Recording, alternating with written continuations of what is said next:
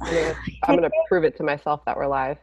Oh, well, welcome to the Mind Body Energy Project. Yep. There we are. We are here. Happy Wednesday. Oh, happy full moon, happy Oh yeah, so much equinox, going on.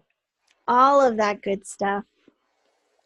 So, how is today's transitional energy treating you? Are you doing Oh. anything for the equinox? Trying to dwindle down my to-do list so that I can rebirth my own life. Dwindle down my to do list so I can rebirth my own life. Yeah. I My like to-do it. list consists a lot of other people's things. Oh, yes. Yeah. So yeah, that's what I'm working on. The nature of your work. Yeah. You read on my shirt. Well, I have to say I am um, enjoying this new energy. I think it started feeling more like myself just over the last few days. And we talked about it in our uh, MBE Insiders for Patreon, all of that. But I am looking forward to this new season. I do feel more alert, more aware. I do feel like spring is in my Sprung? system. Spring has sprung. But I do. I feel it in my system. I feel it coming. I don't Yeah. feel it fully yet, but I feel that it's there and it's on its way. I'm Yeah. Well, excited for that. I am excited for you, honey, because it has been a interesting first quarter. Yeah, say that again. But for a lot of people, and especially according to astrology, because Aries is the first sign in the zodiac too. And I think it was even the way before the Gregorian calendar, like the calendar we have now, like the new year was spring. Hmm. And so, for some people, this time of year is thought of as a new year, which makes a lot of sense because it's like Yeah, renewal, things coming back to life, like right. The rebirth. energy of nature doing what it Yeah, does inspires us because we are nature. totally. The rebirth after the death of winter and things Hmm. falling away. So, Yeah. yeah, so Maybe we got happy this new year. like yeah, maybe we got this New Year thing all backwards, like trying to do things in the 1st of January when it's still like cold as anything and everything's dead. What kind of motivation is that? Yeah, and I remember reading about it years ago, like when the calendar was changed, because there were cultures who considered, again, like this time of year, the new year. And I forget who did it or why, but I have to look it up again just to see. But it is interesting that Hmm. that is when we start, because even like the Chinese New Year is not the same as ours. I think theirs was like February of this Yeah. year. And so, anyway, new energy regardless, new season, no matter where you are. Yeah. Good things, good things. So, are you feeling creative or on the verge of it since you feel like you're Yes.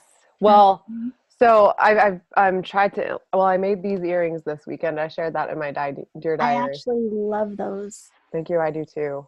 They're a new design I hadn't done before. I made 2 pairs of this design.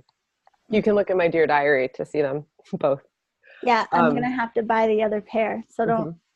can I already like reserve them? I'll PayPal you Well, after they're this. different. This is what happens because I only make like one thing of everything. No, but I Um, want that color. oh, you want these? Okay. Yeah, Yeah. you can have these. The other pair that I made are gold and they go with a necklace that I bought. So you can't have those, but I can make Okay. you a different pair. Well, thanks for modeling my new earrings for You're me. welcome. You're welcome. um, so I've had like little moments that I set aside for like tangible, like creative stuff. But Mhm. I've also been trying to find creativity in the things that I am in prison to do right now, which is a lot of financial consulting, which is really me reorganizing a lot of mistakes. So what I've found is that you can be very creative with problem solving. Mm. Yeah, because it's what I'm doing right now with this financial stuff are like puzzles. It's like a billion puzzles, and you got to get creative with your thinking in order to solve puzzles. So I like that you say that. It reminds me of a conversation I had recently telling someone that there's always a solution. And it may not be the there is. one that we want or what we are what's in our in the forefront for us, but there's always a solution. Right. I agree. So is that what you're going to call in? I mean, for this day, I'm actually deciding to, like, at this moment, to actually have a ritual for myself of welcoming this new energy and transitioning into this new season, this new energy. And typically, like we talked about with our Patreons, people think of spring cleaning as a way of connecting with this season. But I think that too, I'm going to think about the different energies I want to be open to in this season, which would be whatever we just said, creativity, and the other one you just said, solution energy, new possibilities. Yeah. Yeah. Bring in the new possibilities. That one I'm excited about. Yeah. And it's nice to have something to look forward to, right? A lot of times we are caught up in our projects, our ideas, like things that are already on our plate. But I like the idea of, like, surprises that await us, new opportunities that we're not even aware of, that are just lingering, waiting for us to meet them. But when you say that, it gets me a little bit overwhelmed, because I'm like, okay, that's exciting, but then it's going to jump on the pile that's already on the platter that I'm working on. Well, as you move some of those things out of the way, then maybe do a welcoming ceremony for yourself. We're going to start putting things on little saucers instead of one giant platter. That reminds me of too, it might be nice to, especially people like you and I we are visual, like God knows you with your charts and everything. Like if you had like a cork board and just like tacked up little, what do you call it? Like little Post-it cards of things that have to be done. And then as you get to remove things off the board, I think that would also in some way help you feel less overwhelmed as you see things starting to disappear. Maybe like visually seeing it. Yeah. I'm going to do that once we get off this. Do you already have the cork board? No, but I've got little mini Post-its. Honey, I'm so excited about my new earrings.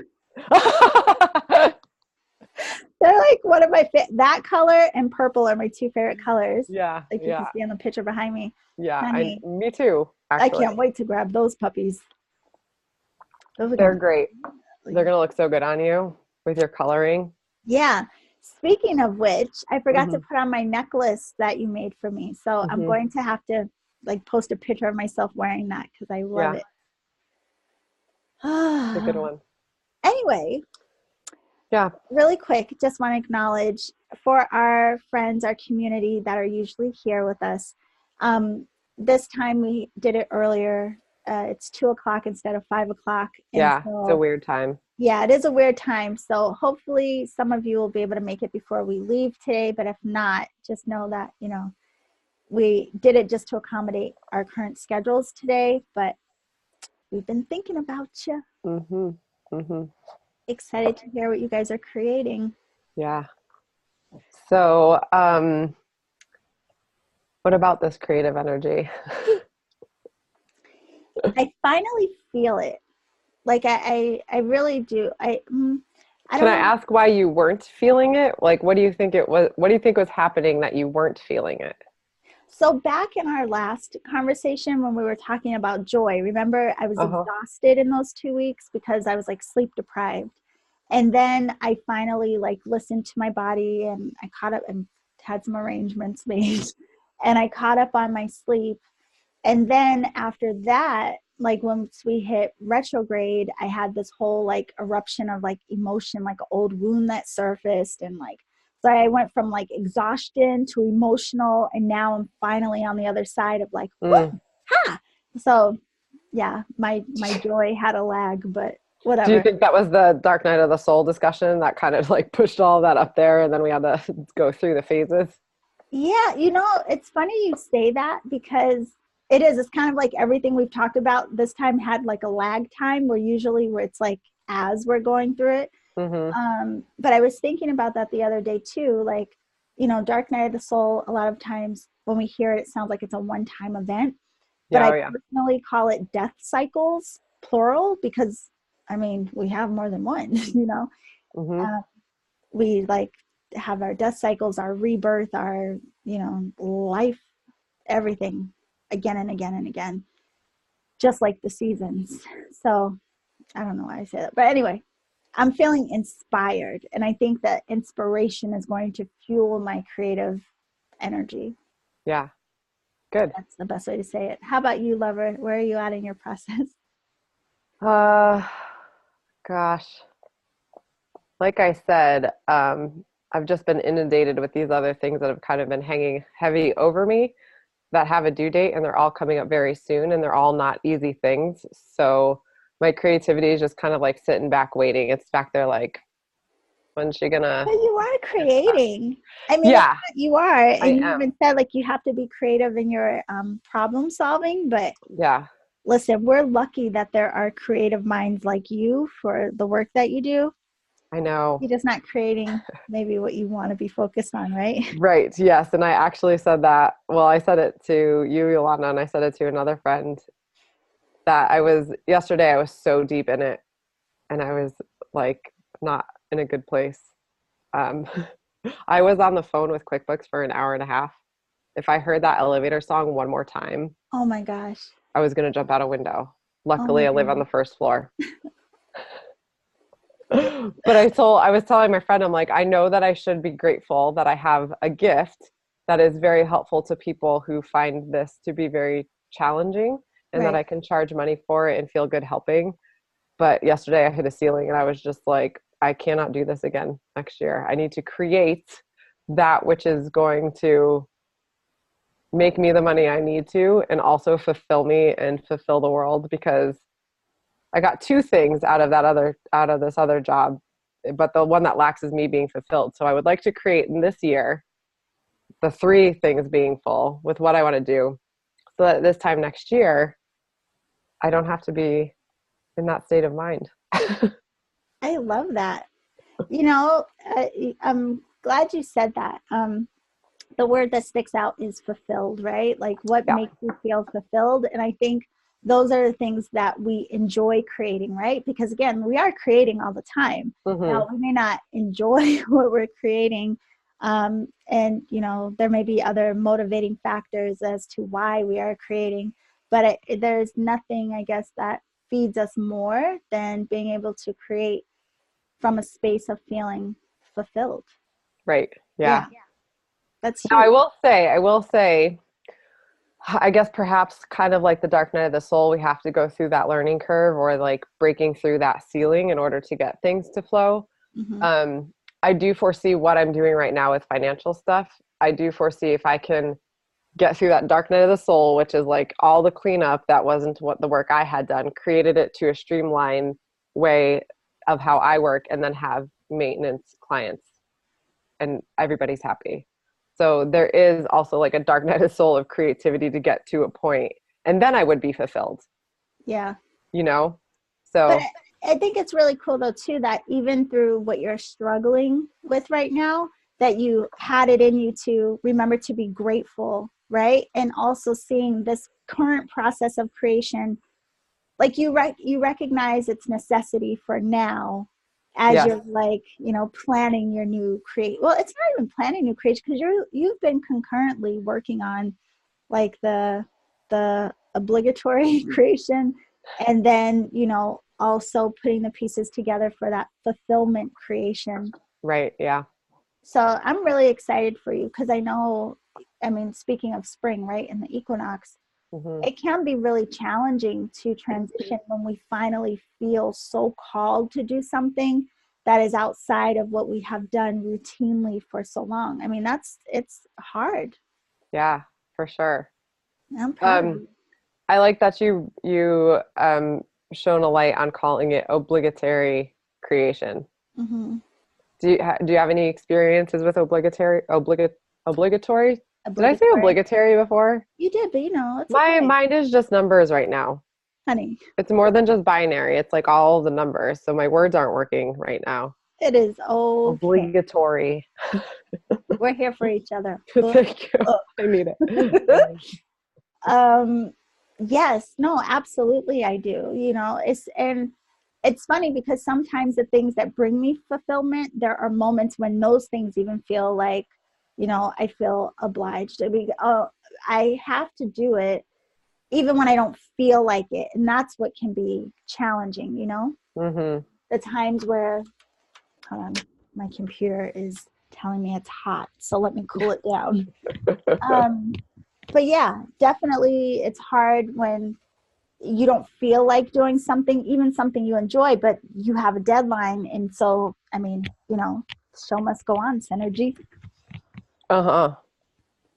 So that's one thing too, I guess, to point out is sometimes what we dream of creating and like the idea, we fall in love with the idea of things.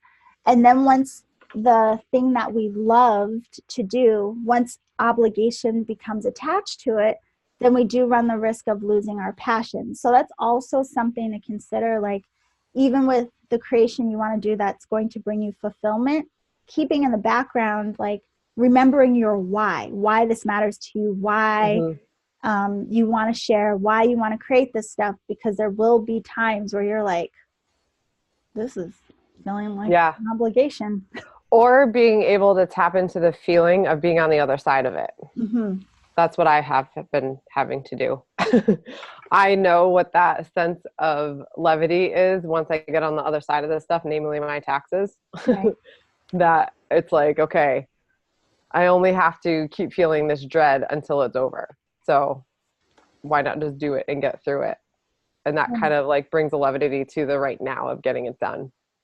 Reminding yourself of the light at the end of the tunnel. Yeah. That's right. Exactly. That I have to do that too. And again, even when it's something, whether it's something that I'm going to enjoy creating, or I start off enjoy and then it turns into like, I don't want to do this anymore. I do have to do that too. Like remind myself of, it's kind of like a process to avoid my procrastination and my creativity flow. Like I have to keep my eye on the prize, or like the end result of like, listen, if you just get through this, it's going to open up space for you to do something else. Or once you're done with this, you can stop thinking about it, you know, whatever it may be. But can we talk about that procrastination thing? Mm-hmm. Because that is something special. It is. Yeah, honey. What is coming up for you around that? Well, because when I'm trying to do something, like all of a sudden my house is really dirty and I have to clean. Mm-hmm. Or, you know, there like something comes up. If I sit down to do something and I'm there doing work on it, or like I have to prepare everything around me in order to be ready to do this one thing. Yeah. Rather than just starting it. Well, you know, that's an interesting thing because there's two ways of looking at it. I guess it would come down to you really have to check with yourself and see like, why do I actually want to prepare my space? Because sometimes, like for me, for example, I can't concentrate as well when things are like cluttered around me, and you know what I mean? Yeah. So like for me, cleaning up beforehand is just, it's actually going to support me in my process. But if it's something where I know like, oh, I'm doing this just to avoid doing something else, oh, that's a tough one, because again, sometimes it's, I need to walk away just to let my stuckness or whatever is going on to move through me. But if I know I'm full of shit, like, you know, it's like, that's where the discipline comes in, where you have to be like, knock it off. Yes. Yeah. Down. So I think it's good that we talk about that, because raising people's awareness of understanding how they behave. Yeah. And we talked about that in the bonus content about recognizing your behaviors around creativity.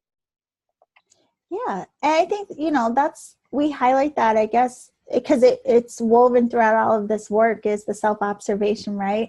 And like really kind of dissecting and observing ourselves and understanding our own behaviors and triggers and tendencies and all of these things, but knowing that we have choice in it all. Like just because we have a tendency to do something doesn't mean we're tied to it or married to it. Like you could change your mind and create a new pattern or create a new way of functioning, but the initial shift in it all does require like that discipline and, you know, reason, like asking yourself why, like what's some motivating factor that will help you get into a groove that you want to be in.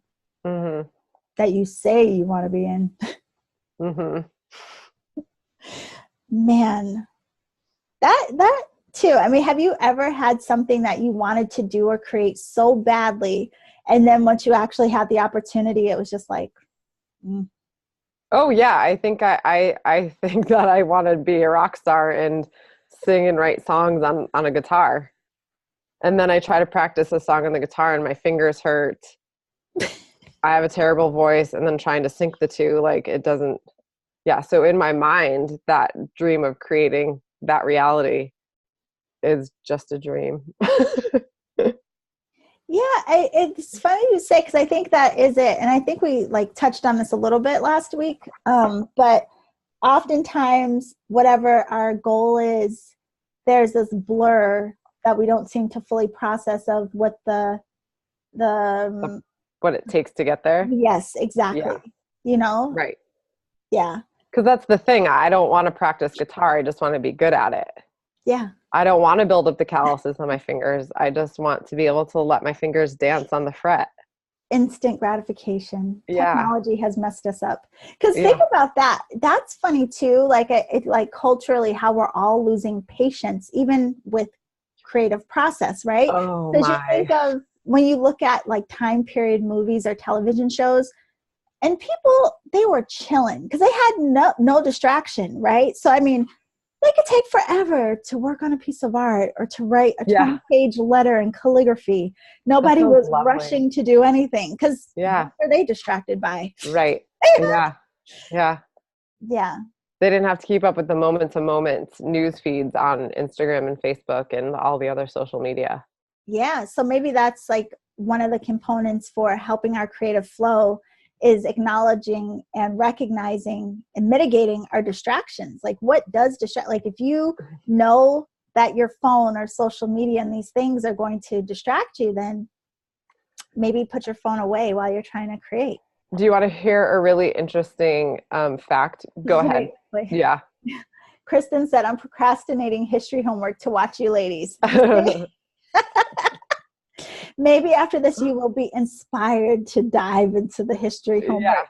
Yeah. Yeah. And I think that too, sometimes we need a timeout and then go back to. For sure. What were you going to say? You got to move the energy, like turn it up again in order to reapply it. But here's an interesting historical fact. Well, it's not a historical fact, but it ties into history. I was listening to, I don't listen to a lot of podcasts. I just make a lot of them. But one in particular I do like to listen to is Dax Shepard's. And he has a segment called Experts on Experts. And what I listened to two that were amazing this past week. One of them was a biologist. And he was talking about how like we as humans were designed to really only function within a certain number of other people around us. So I don't know, like I'm going to throw a weird number out there. I'm going to say like 100,000. Okay. So like we're designed to be in this pool of 100,000 people because somebody's going to be the best at something. You know, wait, like was it really a number that big or was it more like 20? That's a huge like pod. Well, okay. So, here it is, but here's the other component of it. Now we're exposed. Well, how many people are on the planet? 7 billion. 7 billion. Okay. So we're probably exposed to like what, maybe like 5 billion by way of social media. Oh, honey, don't blow my mind right now. But think about that. Think about our exposure rate now. Right. Because we have this connection via technology and social media. So in a world where like we're physically designed to be within a group of 100,000 people, we're now submerged in a group of 5 billion. So if you were going to be good or the best at anything, there's no effing way you're going to be at all in this pool that we're in now. And then he compared it to this idea that on your fireplace mantle, you have a electronic picture frame that is just like rolling through pictures. And they're pictures that is like everybody at their best. They're having good times. They look amazing. Now that picture may have been taken 10 or 15 times before you got that good one that landed in your frame, right? So now you have 20 pictures scrolling through your frame that have been revised and you get the best of the best. And it's sitting on your tabletop staring at you. so that's what we compare ourselves to. It's that pool. So the pool of people is just as big as the pool of revised pictures until you get perfection. So now that's what you're comparing yourself to, or what you're distracted by. Whereas in the old days, when we didn't have this stuff, we didn't have electronic picture frames, we didn't even have no digital photography. We had nothing. So you're one shot. You're literally interacting with your community, and he compared it to, like, he said, like, looking in your neighbor's living room, like, not really like peeping Tom, like, but like if you were to look in their living room, you would see normal people functioning just as they are, versus this fake, not fake, but like an illusory finished product. And then you submerge it into this elaborately large pool. We're not designed for that. So to say we're overstimulated, distracted, and procrastinating is like the understatement of all of the being of time. Well, there's two interesting things in that stand out for me. One, I think our connection to the world at large because of technology. In a way, it's a kind of a cool thing in that it mirrors our energetic connectivity. You know what I mean? Yeah. We really are literally connected to 7 billion other people. Like there's, the whole vein of like, there's no separation between us. And I think psychology, I think technology has brought that into like a tangible, visible form, which is kind of cool because in one hand, I think it's creating a lot of change and starting to shift like boundaries and people having more awareness and understanding beyond their small bubble of community, right? So like in the long term, like these younger generations, they're exposed to things, including other cultures and things that we didn't have exposure to. So they have like a broader understanding of the world than we do. Like they don't care about the crap that maybe other generations did because so in one hand I think it's kind of cool, that connection, but I think regardless if we are connected to our 100,000 pool of community or connected to like 5 billion other people because of technology, the issue I guess we have in humanity, to me, that stands out in this is comparison and comparing our level of creativity to other people and not appreciating or valuing our own uniqueness, right? So I think one of the big things in this too, in the whole stream of this creative consciousness is starting to like honor and recognize your method and flow of not just creativity itself, but what you actually end up creating. Because like for us, for example, there's 1 billion yoga teachers, there's 1 billion Reiki teachers. And if we just looked at like, I can't even imagine trying to compare myself to other Reiki. I would lose my mind if I was like online looking at other people trying to compare myself to what they're, like, what would you even do? How could you? Because you have 10,000 people doing the same thing 10,000 different ways. And the only way you're going to get anything done is if you find your way. Yeah. Holy hell. Yeah. Two things come up for me with what you're saying is, one, I have for one fallen victim to the oversaturation of the market. And I've been like, no, thank you, ma'am. Not getting involved. Like, how could I compare? And it has limited me.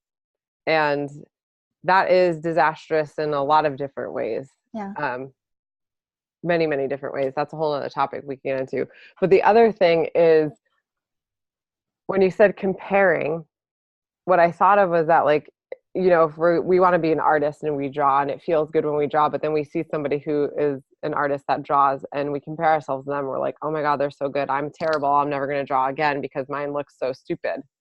But then coming back to how it felt when you were drawing was so important, because regardless of how it is expressed out in the world and what that product that you create comes out, it's nothing compared to what is happening energetically as you're moving that creative energy flow. Yeah, and that's the thing I think we have to recognize. Like, the issue in that scenario isn't the art. The issue is our perspective and our comparison, right? So it's, it's just like we joke about all the time. I'm like, have you ever been to a museum? Like, listen, I look at some artwork and I'm like, I mean, people are like, oh man, just oh, look at the stroke of that brush. And I'm like, it looks like someone in kindergarten did it, but maybe I just don't have the same appreciation. I don't know. Whatever. Yeah. But the artist, if they felt all kinds of love and happiness and joy, and someone else. Sorry, I just got really distracted by the thunder in San Diego. I was going to ask you, yeah. Did you hear it? Yeah. It was so loud. It was so loud. But yeah, so I mean, that's one thing too, like for people, if you are comparing your creative process, whatever it is you're creating, if you're comparing your identity as a creator to anybody else, like really stop and recognize like the issue isn't you or your creation, it's how you're looking at it and question like, why am I comparing? And also keep in mind, I always tell people this too, the people that you're looking at comparing yourselves to, I mean, on one hand, they may just be confident in their creation, which is why it's out there. Mm-hmm. And they also may have their own insecurities too, but they've worked through it or moved past it enough to share what they're sharing. So, I mean, focus on confidence. Yeah. Just get out there and do you. Just get out there and do you. Oh, it sounds so easy. I know. That's the pitfall of it. Yeah. That's the rub. Okay, well, what about you? If there was ever something like maybe your first time teaching a yoga class or your first day on a new job, I don't know, anything where you may have felt insecure about your presentation, your creativity, your... How about the first time I officiate a wedding, which is coming up in 10 days? Okay, yes. Okay, so the first time you're going to officiate a wedding, and I haven't done it yet. But you're going to do it. Yeah. So how are you working past that creative block or hesitation? Well, one, I have to do it. I have no choice. I have to do it. So I have to be up there and I have to make it work. So this goes back to even what you said last week about, sometimes what helps you get over the hump is when you know it's going to be in service to another person. So yeah. Right. Yeah. And the weight of what it is, like it's a very important day to these people and they've asked me to do this and I've stepped up to the challenge. So I want to do the best I can because it's an important day for them. Right. And it's also something that I want to do, and I want to make the best of it. So, well, it's funny because I'm planning on doing my friend's wedding in April. And I got ordained like a year ago just because I thought it would be a cool thing to like institute in my wellness business because I think that there's a market for it. People are moving away from the religious ceremonies, and who better than a Reiki master to marry you, right? Yeah. I'm ordained too. And I was asked twice. Yeah, I was asked twice to facilitate. I didn't know that. One of them was for one of my Reiki students, and I couldn't do it because of my shyness. I was like, listen. Oh my God. If I get married, will you marry me? I don't know. Because I don't know. Yolanda. But I don't know, honey. I would probably be up there like, I don't know if I could. Well, see, that's why I realized it was good that I got like people that I don't really know that well to do their wedding before I do my friend's wedding. Because my friend's wedding, I was like, how am I going to do this without bawling the entire time? Right. But anyway, so the guy called me and he's like, so have you done a lot of weddings? And I was like, not a single one. And he's like, great, maybe we could be your first. I'm like, okay, you're cool with that? Cool. Yeah. Again, mind you, I haven't done this. I don't know what I'm doing. I'm going to do my best to get there before the day comes. Yeah. And then I met him and his fiance in person. And his first question was, so do you get nervous speaking in front of people? And I was like, only about 50% of the time, but those improv classes are going to come in handy. Would you look at it? I know, that's what I told him. Like, but don't worry, I've taken acting classes and like I teach, so I'll figure it out. It'll be great. That is hilarious. So, I mean, that lends itself to like, sometimes like you gotta like, if you feel like you need to paint, put on a freaking beret and a striped shirt and like pretend you're French and like paint, like step into a role in order to push yourself. Yeah, get into character in order to push yourself to see like what it is you're actually capable of. Yeah.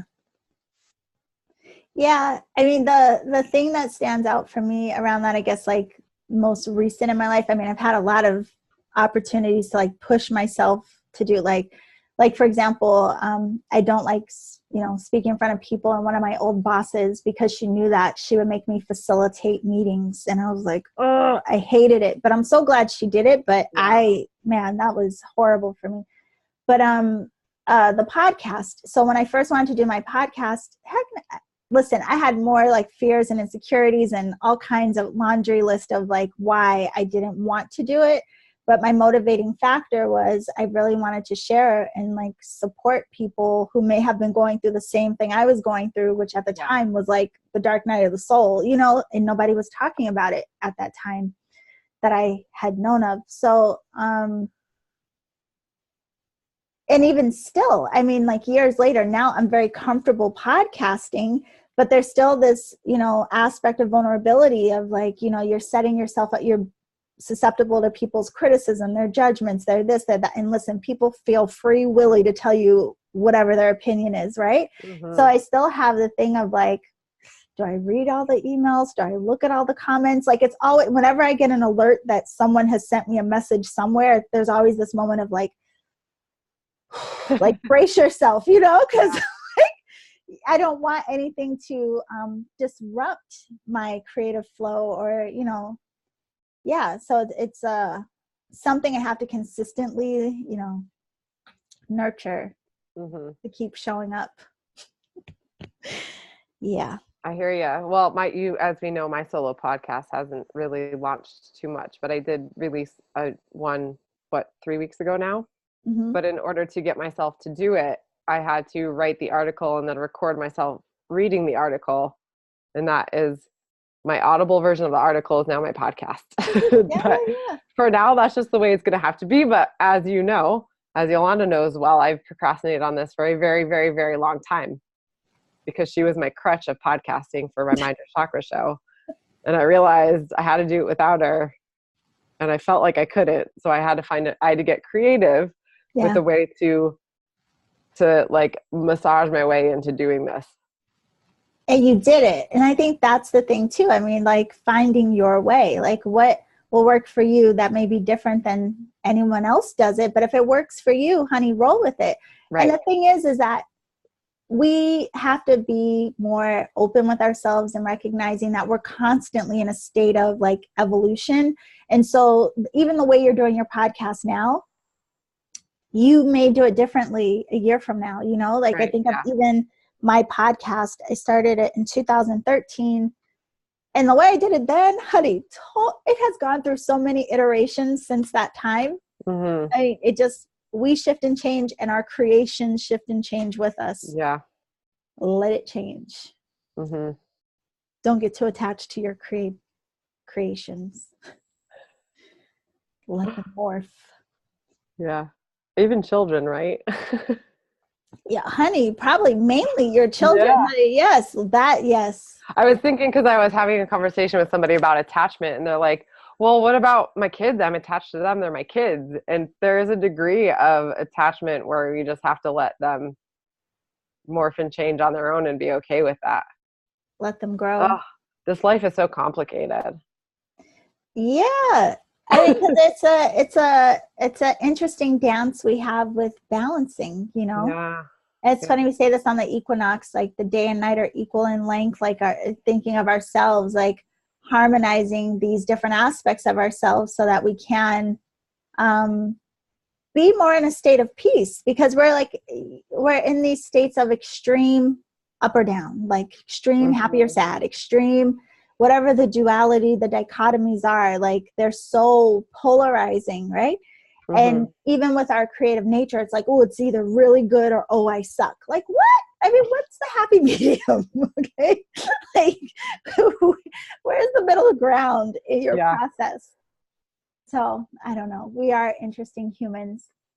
But before we go, just want to acknowledge again, like what's going on with the energy of today. We have the full moon.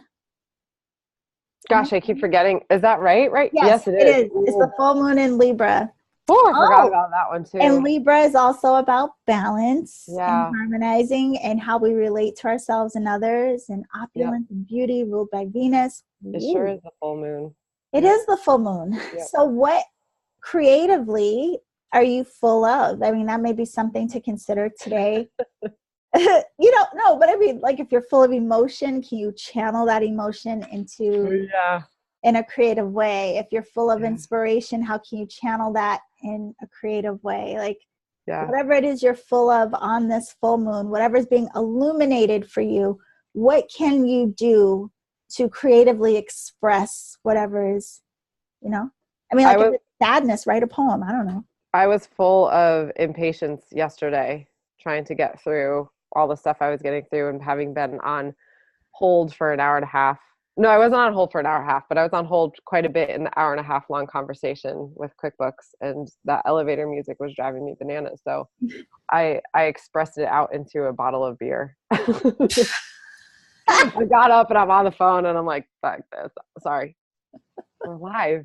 I was like, I'm getting a beer. If I have to sit through this, I'm going to have to express this. Oh my God, that is hilarious. That is too funny. Oh yeah, I had a really cool, speaking of last night, went out to dinner last night, and the establishment was mostly a retired crowd, and I was the youngest body in the room. But anyway, yeah, it was interesting. The food was delish. But anyway, so then this couple, these four people actually, these two couples came older and sat next to us, and the guy was like, "Hey, what's that you're eating?" And my dessert, you know, I'm all for the dessert. Yeah. What's that I mean, he was all in my business about my dessert. But it was so nice. And then I was like, oh, we should send a dessert to their table before we leave. So that was sweet. Yeah, but no pun intended. Yeah, right. Let me tell you some of that banana bread pudding. It was I love bread pudding. No, but it was Hawaiian sweet roll bread pudding. With salted caramel dripping on top.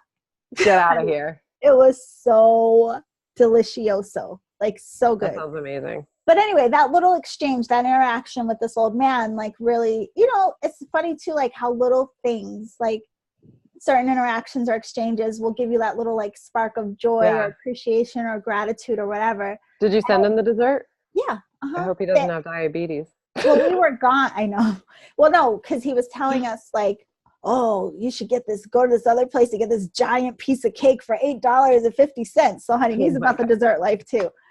But I want to get you a t-shirt. #dessert life. Yes, honey. I might hashtag that today. What?